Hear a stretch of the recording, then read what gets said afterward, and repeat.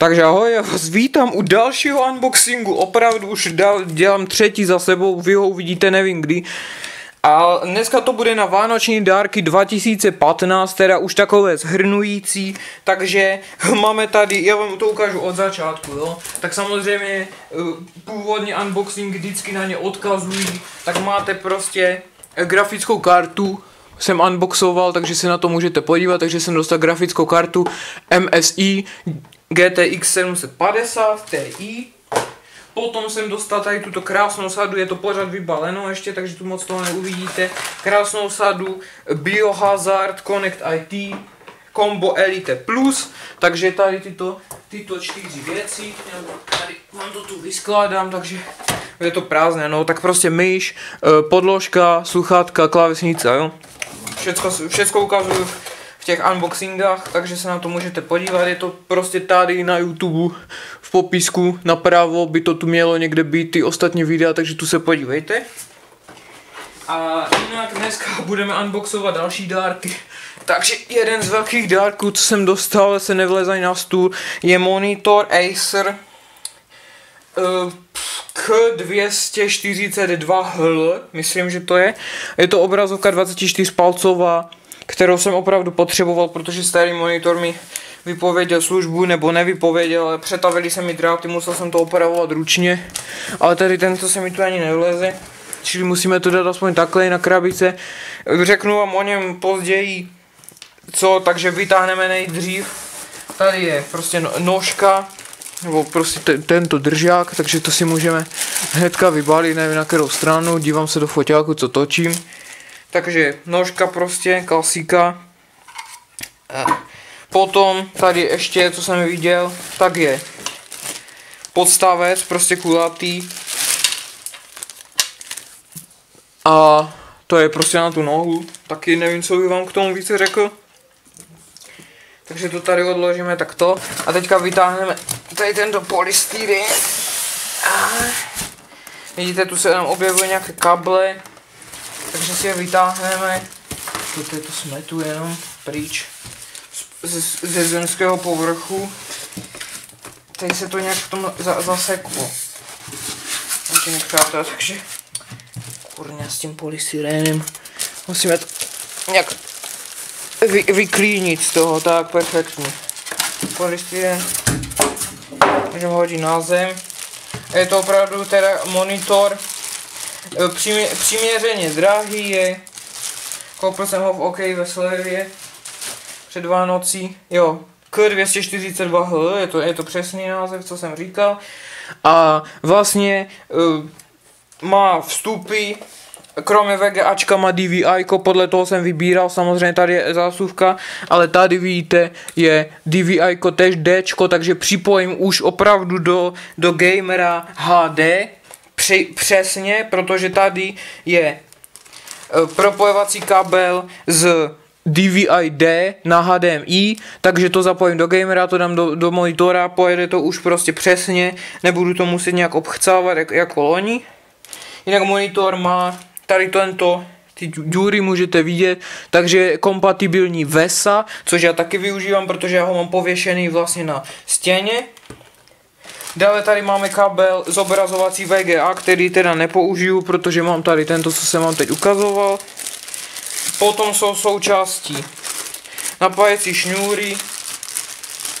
Teda tady je jedna takováto, já vám to ukážu. Jenom tak zběžně. Takováto prostě americká, čínská, v Hongkongu to mají, v Singapuru a tak dál. Tady tuto zásuvku nepotřebujeme.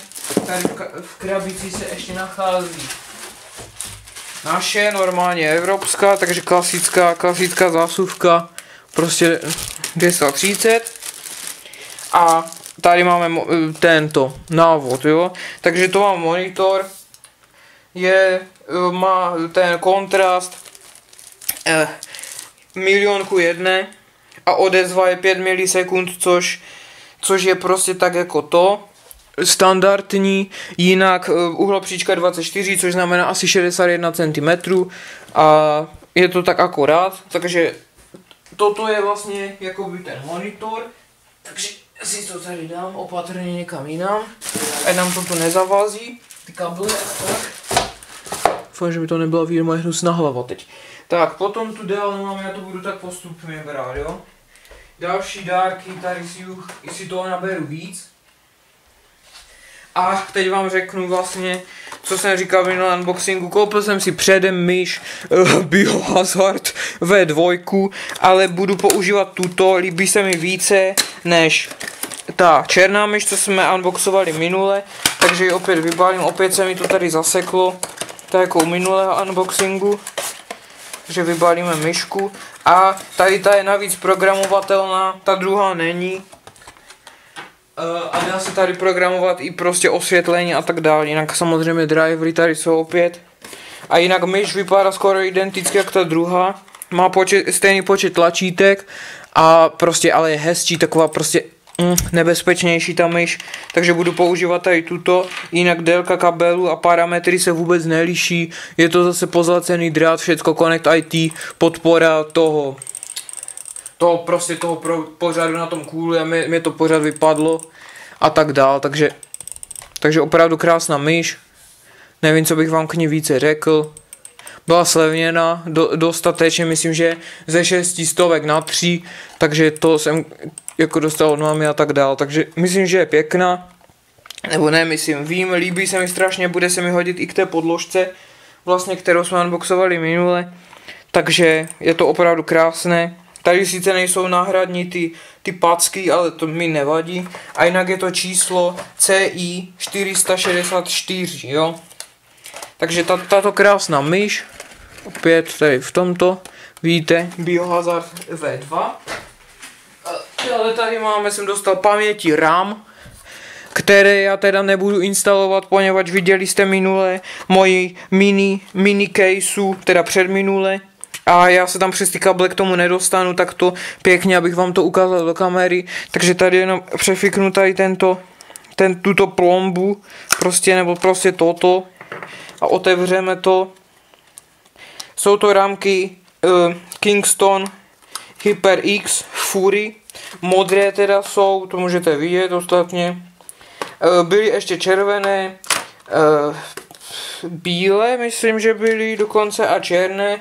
Jinak tady máme prostě instalační guidu, prostě příručka malá a tak dále. Samozřejmě to, kdo se v tom vyzná, tak ví, jak se to zapojuje.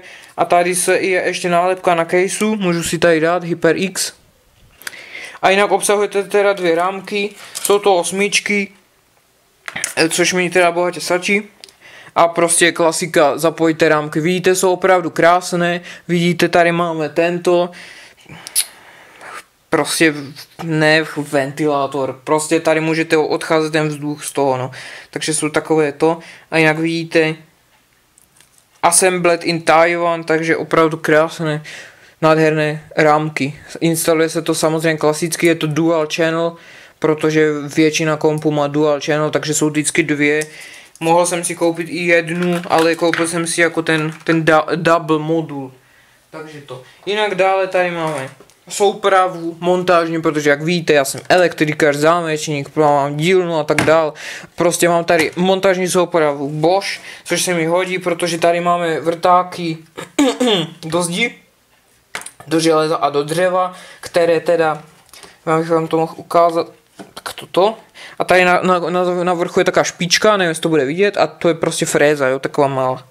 Takže to máme vrtáky, je to od 8 do 4, do železa jsou od 2 do 5 a do dřeva jsou od 3 do 8, takže taky dostatečné. A tady vidíte, souprava je tady souprava bitů do šroubováku, takže doufám, že to dobře zaostřeno, asi jo.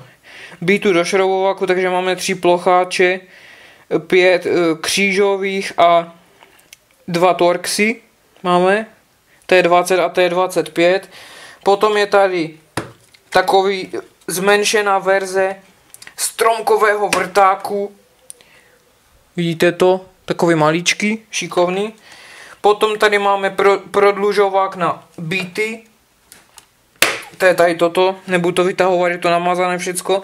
A dále tady máme tyto utahovače utahovače matic, jo, takže opravdu je to dobrá souprava Bosch, takže to bude snad kvalitní a jsem s tím spokojen. Teda ještě jsem to neskoušel, ale tak věřím, že to bude dobré. Je to i v takovéto pěkné krabici, průhledné 33 kusů je tam v tom. Tady údaje různé. Tady prostě stromkový vrták a tak dále, všecko tu máte. Takže to je souprava Bosch. A potom tady máme takové ještě menší věci, které se teda, teď se mi to rozpadne. Opět, jak jste mohli vidět před 2 lety, tak máme pyžamo, které jsem teda chtěl, to řeknu vám na rovinu, chtěl jsem pyžamo, protože to moje staré už bylo opravdu v havarijním stavu, takže mám nové. Je příjemné, zkoušel jsem to, takže je to pěkné, pyžamo jsem teda chtěl, nové, a gatě takové to pěkné, takže pyžamo máme. Dále jsem dostal opět 3D pucle, já vím, že už já jsem starý párek prostě, ale i tak. Takže letos je to Big Ben. Takže prostě taky nevím, co bych vám k tomu více řekl. Mám jich sbírku už více. Mám palác Vasilie Blaženého, Eiffelovou věž, šikovnou věž v Pize, ten Tower Bridge, nějaký australský most a tak v Sydney a tak dál. Takže teď máme Big Bena do sbírky. Takže taky fajné, jsem zase skládal včera při pelíškách, jak už je zvykem. No a dále tady máme kosmetiku, snažím se to pobrat všechno najednou. Takže voňavka, pánská kolekce, jakýsi Citrus Tonic, takže to máme to. Dále tady máme ten balzám poholení od Oriflameu taky. Od Oriflameu tady máme pěnu na holení, šampon proti lupům verze 1, šampon proti lupům verze 2. Vidíte, teďka mi ten zaostřil na ten ksicht na tom. No a toto už není kosmetika, ale dostal jsem, jo moment ještě, vám to řeknu. A to už jsou poslední dárky. Takže jsem dostal ještě tu fialovou LMXku, protože mám poškozenou jako zubní sklovinu, takže to jsem dostal, ona je docela drahá. A potom jsem dostal ještě takové drobné věci, což je tento do Soda Streamu příchuť kola, kterou jsem teda chtěl, protože jak jsme koupili, tak byl přidaný citron pomeranč a lesní plody, obojí bylo skvělé. A na závěr jsem dostal takovouto čokoládu, Moser Rod Privat čokolatier, nějaký soukromý, to prostě je to s karamelem, takže si snad pochutnám. A je to opravdu krásné, není hořká, což mě potěšilo. Takže toto byly všechny dárky, vážení přátelé. Doufám, že se vám unboxing líbil. A my se teda uvidíme u nějakých dalších videí, nebo možná i unboxingu, to ještě prostě uvidíte během roku, ale toto je určitě poslední v tomto roce 2015, takže příště po tomto unboxingu už se můžete těšit jenom na silvestrovský díl, který bude teda opět z Minecraftu, ale co už nadělám. Takže se mějte opravdu nádherně, užijte si ty poslední dny roku, prosím vás o lajky, komentáře, odběry a ahoj.